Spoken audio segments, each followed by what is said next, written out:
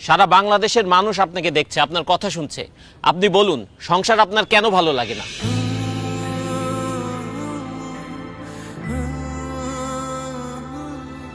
আমি যখন অনেক ছোট স্কুলে পড়ি, তখন আমার মা বাবা, স্কুলের শিক্ষক সবাই আমাকে বলেছেন, সুন্দরভাবে পড়াশোনা করো, পরীক্ষায় ভালো রেজাল্ট করো, তাহলে জীবনে সুখ আসবে। আমিও সেই সুখের আশায় দিন রাত পড়াশোনা করতে শুরু করলাম। পরীক্ষা দিলাম, ভালো রেজাল্ট করলাম, পড়াশোনা শেষ করলাম, কিন্তু সুখ পেলাম না। বরং চাকরি নামের একটা দুশ্চিন্তা আমার জীবনে চলে আসলো। সবাই বলতে শুরু করলো, যদি ভালো চাকরি পাও তাহলে জীবনে সুখ পাবা। তাই চাকরির জন্য বিভিন্ন জায়গায় পাগলের মতো ঘুরতে থাকলাম, ইন্টারভিউ দিতে থাকলাম। অবশেষে আমার চাকরিটা হলো ঠিকই, কিন্তু আমার জীবনে সুখ আসলো না। অফিসে কাজের প্রেসার, বসের প্রেসার, প্রমোশনের প্রেসার, আমার জীবন থেকে সুখ আরো বেশি হারিয়ে গেল। এরপরে ভাবলাম, জীবনে যদি একটা বউ আসে তাহলে হয়তো জীবনে সুখ আসবে। বউ আমার পাশে বসে থাকবে, মিষ্টি মিষ্টি কথা বলবে, রান্না করে খাওয়াবে, আদর করে রাতে ঘুম পাড়িয়ে দিবে। তারপর একটা বিয়ে করলাম, কিন্তু তারপর আমার জীবনের সুখ আসে নাই।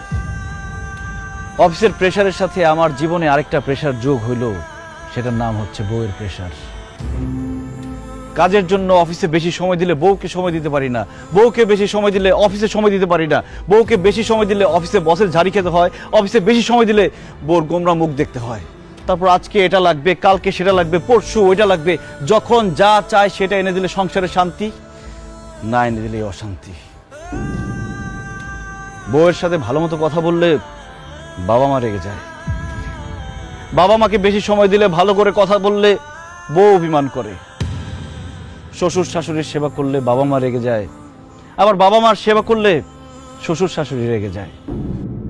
তবুও শ্বশুর শাশুড়ি, বাবা মা সবার মন জুগিয়ে এই সংসারে আমাকে চলতে হয়েছে। ঈদ আসলে সবাইকে নতুন জামা কাপড় কিনে দিতে হয়েছে, কিন্তু ঈদের মধ্যে আমি কোনো নতুন জামা কাপড় কিনতে পেলাম কিনা সেটা কেউ কখনো জানতে চায়নি।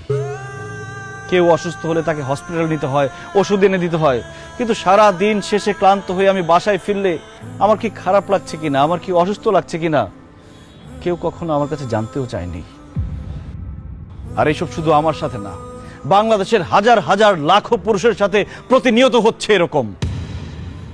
এত কিছু করার পরও একজন পুরুষ মানুষ, একজন স্বামী কাউকেই খুশি করতে পারে না। সবার শুধু সেই পুরুষ মানুষটার উপরে কমপ্লেইন আর কমপ্লেইন।